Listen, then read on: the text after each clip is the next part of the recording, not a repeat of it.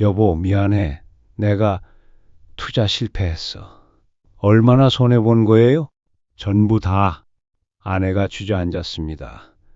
은퇴한 은행 지점장이 평생 모은 돈을 날린 이유가 뭘까요? 제 이름은 이정수입니다. 올해 68세가 된 평범한 가장이죠. 2019년 3월, 저는 정년퇴직을 1년 앞두고 있었습니다. 35년 동안 한 우물만 파며 성실하게 살아온 삶이었죠. 퇴직금으로 4억 2천만 원을 받을 예정이었고, 아파트 전세금 3억 원과 함께 노후 준비는 어느 정도 되어 있다고 생각했어요. 아내와 함께 소박하게 살면서 아직 대학생인 둘째 아들만 뒷바라지하면 되는 상황이었거든요. 하지만 마음 한편으로는 불안했습니다. 저금리 시대라고 하니 은행에 돈을 맡겨봐야 이자가 얼마나 나오겠어요. 월 생활비로 300만 원은 필요한데 이자 수입만으로는 턱없이 부족했죠. 아내도 여보, 우리 돈이 이것뿐인데 어떻게 살아요? 라며 걱정이 많았어요. 그때만 해도 저는 은행에서 35년간 쌓은 경험과 지식에 자신이 있었습니다. 내가 금융 전문가인데 뭘 몰라서 손해를 보겠어? 이런 생각이었죠. 지금 생각해보니 그 자만심이 화근이었어요. 2019년 7월 어느 무더운 일요일이었습니다. 교회 예배를 마치고 나오는데 평소 알고 지내던 김영희 권사님이 제게 다가왔어요. 김영희 권사님은 저보다 3살 어린 58세로 교회에서 봉사도 열심히 하고 인품도 좋아 보이는 분이었거든요. 형님, 잠깐 이야기 좀 할까요? 권사님이 조심스럽게 말을 꺼냈어요. 형님이 은행에서 오래 근무하셨으니까 좋은 정보 하나 드리고 싶어서요. 그 말에 솔깃했습니다. 마침 노후 자금 걱정이 많던 때였거든요. 무슨 이야기인데요? 라고 물었더니 권사님이 여기서 말하기는 그러니까 시간 되실 때 따로 만나서 이야기해요 라고 하더라고요. 며칠 후 권사님과 교회 근처 카페에서 만났습니다. 권사님은 신중한 표정으로 이야기를 시작했어요. 형님, 혹시 남한산성 아세요? 네, 드라이브 갔다 온 적이 있는데요. 그쪽에 아주 좋은 투자처가 생겼어요. 아직 많이 알려지지 않았는데 제가 먼저 알게 됐거든요. 권사님이 꺼낸 이야기는 이런 것이었습니다. 광주시 남한산성 인근에 있는 큰 임야 부지가 곧 개발될 예정이라는 거였죠. 지금 정부에서 수도권 광역급행철도, 즉 GTX-D 노선을 확정지었는데 그 노선이 바로 이 땅 근처를 지나간다고 하더라고요. 그래서 어떻다는 말씀이에요. 제가 물었더니 권사님이 눈을 반짝이며 대답했어요. 3년 안에 땅값이 10배는 오를 거라고 해요. 지금 투자하면 대박이죠. 은행에서 수많은 부동산 담보 대출을 취급해 본 경험으로는 뭔가 의심스러웠습니다. 하지만 교회에서 함께 신앙생활을 하는 권사님이 거짓말을 할 리는 없다고 생각했어요. 게다가 형님 같은 분이 아니면 이런 정보 안 드린다며 특별하게 대해주니까 마음이 흔들렸죠. 혹시 권사님이 보시기에 의심스러운 부분은 없었나요? 조심스럽게 물었더니 권사님이 단호하게 말했어요. 형님, 저도 이미 투자했는걸요. 그러면서 본인이 투자했다는 계약서 사본까지 보여주더라고요. 8월 말 권사님의 권유로 우리의 셋경매라는 회사 사무실을 찾아갔습니다. 강남구 역삼동에 있는 깔끔한 사무실이었어요. 박상민이라는 대표가 직접 나와서 설명해 주더라고요. 저희가 분양하는 땅은 총 138만 제곱미터의 큰 규모입니다. 박 대표가 자신만만하게 말했어요. 이 땅을 4천여 명에게 지분으로 나누어 분양하고 있어요. 1평당 15만 원인데 주변 시세를 고려하면 아주 저렴한 가격이죠. 그때 제 머릿속으로는 계산이 빠르게 돌아갔어요. 1평당 15만 원이면 3.3제곱미터당 15만 원이니까 100평만 사도 1,500만 원이 필요하더라고요. 처음 투자하시는 분들은 보통 100평 정도부터 시작하세요 라고 박 대표가 말했어요. 그런데 이 투자의 안전성은 어떻게 보장되나요? 제가 물었습니다. 그러자 박 대표가 두꺼운 서류 뭉치를 보여주며 설명했어요. 이게 다 정부 승인 서류들이에요. GTX-D 노선도 확정됐고 광주시에서도 개발 허가를 준비 중입니다. 3년 후면 이 땅값이 지금의 10배는 될 거예요. 사무실 벽면에는 화려한 개발조감도와 교통망 지도가 붙어 있었습니다. 마치 대기업 건설사의 분양 사무실 같은 느낌이었어요. 직원들도 정장을 깔끔하게 차려입고 전문적으로 보였고요. 혹시 현장을 직접 가서 볼 수 있을까요? 제가 물었더니 박 대표가 물론이죠. 하지만 아직 개발 전이라 길이 험해서 저희가 따로 현장 견학을 주선해 드려요 라고 했어요. 그때는 그 말을 곧이곧대로 받아들였죠. 집에 돌아와서 아내에게 이야기했어요. 여보, 괜찮은 투자처가 있는 것 같아. 아내는 걱정스러운 표정을 지었어요. 여보, 우리 나이에 무슨 투자를 해요? 그냥 안전하게 은행에 맡겨두면 안 돼요? 하지만 저는 이미 마음을 정하고 있었어요. 내가 35년 동안 은행에서 일했는데 이 정도는 판단할 수 있어. 게다가 김 권사님이 추천해 주신 거잖아. 소액으로 시작해보자. 2019년 9월 결국 1,500만 원을 투자했습니다. 3.3제곱미터당 15만 원으로 330제곱미터의 지분을 산 거죠. 계약서를 받아보니 경기도 광주시 남한산성면 검달리산 공공번지 1원이라고 되어 있었어요. 무언가 뿌듯했죠. 이제 나도 땅 주인이 되었구나 하는 생각이었어요. 계약을 마치고 나오는 길에 김 권사님이 말했어요. 형님, 정말 잘하셨어요. 나중에 고마워할 거예요. 그 말이 얼마나 달콤하게 들렸는지 몰라요. 하지만 세상에 공짜는 없다는 말이 맞더라고요. 투자한 지 3개월이 지나니까 김 권사님이 또다시 연락을 했어요. 형님, 지금 추가 투자하면 더 좋은 조건으로 땅을 살 수 있대요. 이번 기회를 놓치면 나중에 후회할걸요? 2019년 12월 결국 3천만 원을 추가로 투자했습니다. 총 4,500만 원이 들어간 거죠. 제 퇴직금의 10분의 1 이상이었어요. 아내는 반대했지만 저는 이번이 마지막이야. 더 이상은 안 해라며 설득했어요. 2020년이 되니까 코로나19가 터졌죠. 세상이 온통 뒤죽박죽이 되었어요. 주식시장도 폭락하고 부동산도 불안해지니까 오히려 제가 투자한 땅이 안전자산처럼 느껴지더라고요. 역시 땅이 최고야.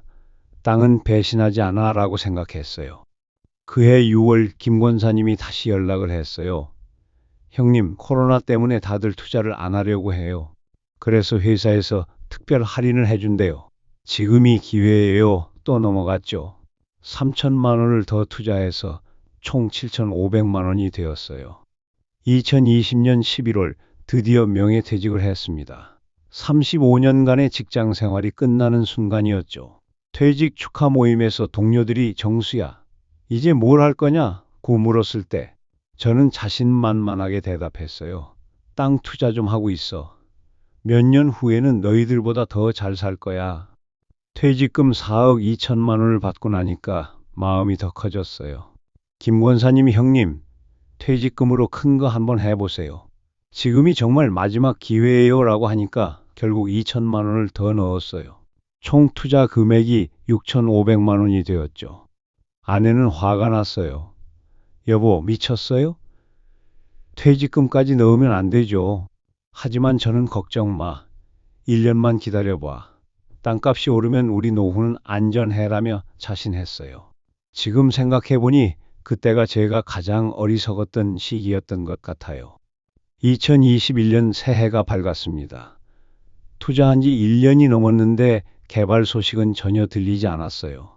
김 권사님에게 물어보니 조금 더 기다리세요. 정부 승인이 늦어지고 있대요 라고만 하더라고요. 3월쯤 되니까 점점 불안해졌어요. 인터넷에서 기획부동산이라는 단어를 검색해 봤더니 깜짝 놀랄 일이 벌어졌어요. 기획부동산 사기 임야 투자 피해 이런 기사들이 수두룩하게 나오더라고요. 설마 내가 당한 건 아니겠지 하는 생각이 들면서도 한편으로는 김 권사님을 믿고 싶었어요. 교회에서 그렇게 열심히 봉사하는 분이 저를 속일 리가 없다고 생각했거든요. 4월에 김 권사님에게 다시 연락했어요. 권사님, 인터넷에 기획부동산 사기 기사들이 너무 많이 나와요. 우리가 투자한 게 정말 괜찮은 건가요? 그랬더니 권사님이 단호하게 말했어요. 형님, 그런 기사들은 다 허위예요. 우리 회사는 정당한 회사고 곧 GTXT 확정 발표가 날 거예요. 하지만 마음은 점점 불안해졌죠. 밤에 잠도 잘 안 오고 아내 몰래 인터넷에서 관련 기사들을 찾아보는 일이 많아졌어요. 8월 어느 토요일 저는 큰 결심을 했습니다. 둘째 아들에게 말했어요. 아들아, 아빠랑 드라이브 갈까? 경기도 광주 쪽으로. 아들은 좋다고 했지만 목적지를 말하니까 의외라는 표정을 지었어요. 아빠, 왜 갑자기 그런 데를? 아빠가 투자한 땅이 있거든. 한번 보러 가자. 광주시로 향하는 길은 생각보다 멀었어요. 내비게이션을 따라가니까 점점 산길로 접어들더라고요. 이상하네. 개발될 땅이라고 했는데 왜 이렇게 깊숙한 산속으로 들어가지? 드디어 목적지 근처에 도착했을 때 저는 멘탈이 무너지는 걸 느꼈어요. 거기에는 가파른 산비탈만 있었거든요. 게다가 도로에서 완전히 떨어져 있어서 차로 접근할 수도 없었어요. 아빠, 이게 뭐예요? 아들이 황당해하며 물었어요. 여기가 내가 투자한 땅이야. 목소리가 떨렸어요. 아들이 차에서 내려 주변을 둘러본 다음 돌아와서 말했어요. 아빠, 이거 완전 사기 아니에요? 여기 뭘 지을 수 있겠어요? 도로도 없고 경사도 너무 심한데요. 그날 집에 돌아와서 잠을 잘 수가 없었어요. 아내가 여보, 왜 그래요? 얼굴이 왜 이렇게 안 좋아요? 라고 물었지만 차마 말할 수가 없었어요. 10월에 저는 광주시청 도시계획과에 전화를 했어요. 안녕하세요. 남한 산성면 검달리 일대 개발 계획이 있는지 문의드리고 싶어서요. 공무원이 대답했어요. 해당 지역은 개발 제한 구역으로 지정되어 있어서 개발이 불가능합니다. 게다가 경사도가 15도 이상이라 건축법상 건축 허가도 나올 수 없어요. 머리가 하얗게 되는 기분이었어요. 그럼 GTXT 노선은 어떻게 되나요? GTXT 노선과는 전혀 관련이 없는 지역입니다. 12월에 법무법인에 상담을 받으러 갔어요. 변호사가 제 이야기를 듣더니 한숨을 쉬었어요. 기획부동산 사기네요. 요즘 이런 사례가 너무 많아요. 그럼 제도는 어떻게 되는 건가요? 솔직히 말씀드리면 회수가 거의 불가능할 거예요. 이미 회사는 문을 닫았을 가능성이 높아요. 2022년 새해가 밝았지만 제게는 절망의 시작이었어요. 변호사 말대로 우리의 새 경매는 이미 사라진 후였어요. 전화도 안 되고 사무실도 비어 있었죠. 더 큰 충격은 김 권사님에 대한 진실을 알게 된 것이었어요. 다른 피해자분을 통해 알게 된 건데 김 권사님이 사실은 우리의 셋 경매의 직원이었다는 거예요. 교회 권사라는 신분을 이용해서 교회 신도들을 속인 거였죠. 교회에서 김 권사님 때문에 피해를 본 분들이 12명이나 되었어요. 모두 합치면 8억 원이 넘는 돈이었죠. 우리는 함께 모여서 대책을 논의했지만 이미 늦은 후였어요. 8월, 더 이상 미룰 수 없어서 아내에게 모든 걸 털어놓았어요. 여보, 미안해. 내가 투자 실패했어. 아내는 처음에는 무슨 말인지 이해를 못했어요. 얼마나 손해본 거예요? 6,500만 원 전부 다. 아내가 주저앉았어요. 여보, 정말이에요? 우리 평생 모은 돈을. 그날부터 집안 분위기가 완전히 바뀌었어요. 아내는 며칠 동안 말을 안 했고 저도 죄인이 된 기분이었어요. 더 큰 문제는 둘째 아들 대학 등록금이었어요. 3학년이 되는데 등록금을 마련할 수가 없었거든요. 아들에게 사정을 말하니까 아들이 아빠, 괜찮아요. 제가 아르바이트해서 학비 벌게요. 라고 하더라고요.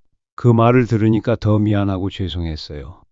12월에는 전셋집에서 월세집으로 이사를 해야 했어요. 전세 보증금 3억 원 중 1억 5천만 원을 빼서 당장 급한 불을 껐죠. 35년 직장 생활의 결과가 이렇게 참담할 줄은 꿈에도 몰랐어요. 2023년이 되니까 마음을 좀 정리할 수 있었어요. 집단 소송 피해자 모임에 참여하면서 저와 같은 처지의 분들을 많이 만났거든요. 총 피해자가 4,037명이나 되고 피해 금액이 974억 원이라는 걸 알게 되었어요. 혼자만 당한 게 아니구나 하는 생각이 들면서 조금 위안이 되었어요. 5월에는 형사고발장을 접수하고 민사소송도 준비했지만 실질적으로 돌려받을 수 있는 돈은 거의 없을 거라는 게 변호사 말이었어요. 8월, 저는 65세 나이에 다시 일터로 나갔습니다. 동네 대형마트에서 계산원 아르바이트를 시작한 거예요. 월 120만 원이었지만 그래도 가게에 보탬이 되었죠. 처음에는 자존심이 상했어요. 35년 동안 은행 지점장까지 했던 제가 마트에서 계산대를 두드리고 있으니까요. 하지만 일하다 보니까 마음이 좀 편해졌어요. 정직한 노동으로 버는 돈이니까 떳떳했거든요. 함께 일하는 동료분들도 좋은 분들이었고요. 10월부터는 부동산 투자 피해자 상담 봉사 활동을 시작했어요. 제가 당한 경험을 바탕으로 다른 분들이 같은 피해를 당하지 않도록 도움을 드리는 거였죠. 이런 걸로도 보람을 느낄 수 있구나 하는 생각이 들었어요. 상담을 오시는 분들 대부분이 저와 비슷한 나이대의 분들이었어요. 퇴직금이나 노후 자금을 투자하다가 피해를 당한 경우가 많더라고요. 정말 나만 바보가 아니었구나 싶으면서도 한편으로는 안타까웠어요. 12월에 1심 판결이 나왔어요. 사기 혐의는 일부 인정되었지만 실질적으로 배상받을 수 있는 돈은 미미했어요. 제가 투자한 6,500만 원 중에서 630만 원만 돌려받았거든요. 10분의 1도 안 되는 금액이었죠. 지금도 저는 그 맹지의 지분을 가지고 있어요. 처분하려고 해도 아무도 사려는 사람이 없어요. 도로도 없고 개발도 불가능한 땅이니까 당연하죠. 가끔 그 계약서를 보면서 내가 정말 바보였구나 하는 생각이 들어요. 하지만 이제는 후회만 하고 살 수는 없잖아요. 남은 인생을 의미 있게 살고 싶어서 계속 봉사활동을 하고 있어요. 제가 당한 경험이 다른 분들에게는 도움이 되었으면 좋겠거든요. 지난 5년을 돌이켜보면서 여러분께 꼭 말씀드리고 싶은 게 있어요. 첫째, 아무리 가까운 사람이라도 투자 권유에는 냉정한 판단이 필요해요. 교회 권사라는 신뢰감이 오히려 제 판단력을 흐렸거든요. 그 사람조차 사실은 회사 직원이었다는 반전이 가장 큰 충격이었어요. 가족이나 친구, 종교 공동체의 사람들이라고 해서 무조건 믿어서는 안 돼요. 둘째, 투자하기 전에 반드시 현장을 보고 관련 법규를 확인하세요. 저는 맹지라는 치명적 결함을 투자한 후에야 발견했어요. 3.3제곱미터당 15만 원이면 주변 시세의 5배 이상인데도 욕심에 눈이 멀었죠. 너무 좋은 조건일 때는 더욱 의심해 봐야 해요.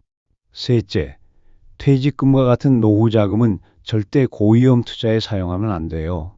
저금리 시대라고 해서 무리한 투자를 하다가 한순간에 평생 모은 돈을 잃을 수 있어요.